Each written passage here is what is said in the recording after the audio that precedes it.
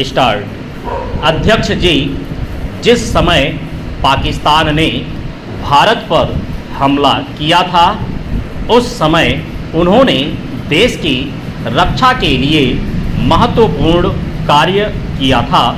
इसके साथ ही मैं मंत्री महोदय को यह भी स्मरण दिलाना चाहता हूं कि शायद उन्होंने इस पर ध्यान नहीं दिया कि इस बार जो राष्ट्रीय पुरस्कार मिले हैं उनमें रेलवे प्रशासन को केवल 2 ही प्राप्त हुए हैं, जबकि मैं ऐसा मानता हूं कि हमारी सेना के बाद अगर किसी ने युद्ध काल में सराहनीय कार्य किया है तो वह रेलवे प्रशासन अथवा रेलवे कर्मचारी और अधिकारी हैं।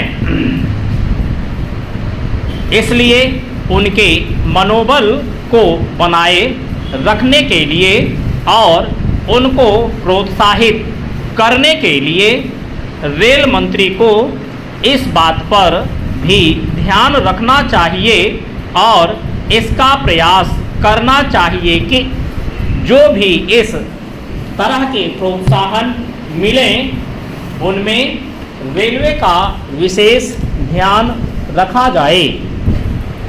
चेंज। रेल मंत्री महोदय ने अपने वक्तव्य में भी रेलवे कर्मचारियों की प्रशंसा की है या उनको प्रोत्साहन दिलाया है, लेकिन यह प्रोत्साहन शांतिकाल में भी बना रहना चाहिए। रेलवे ने युद्ध काल में जो काम किया वह तो देश की रक्षा का महान उद्देश्य था, लेकिन उसके बाद देश के निर्माण में या गरीबी मिटाने के लिए जो युद्ध होता है उसमें भी प्रत्येक रेलवे कर्मचारी का मनोबल उसी तरीके से बना रहे, इसके लिए भी रेल मंत्री महोदय को कुछ कदम उठाने की आवश्यकता है। मैं ऐसा मानता हूं कि वह किसी भी तरीके से करें, उनका तरीका कुछ भी हो, लेकिन उनको यह करना चाहिए कि जितने भी रेलवे कर्मचारी हैं, जो भी रेलवे को मुनाफा हो उसमें वह साझीदार हों।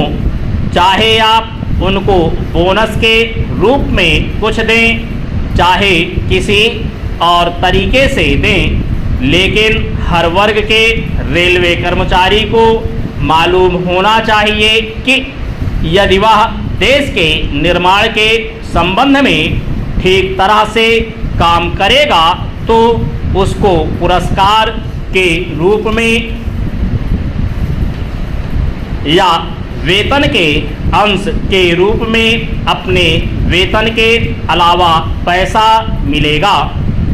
इसी प्रकार इस संबंध में मैं एक और सुझाव देना चाहता हूं। स्वतंत्रता के बाद रेल प्रशासन भारत का प्रशासन हो गया, लेकिन यह लोकसभा एक विशेष उद्देश्य को लेकर चुनी गई है।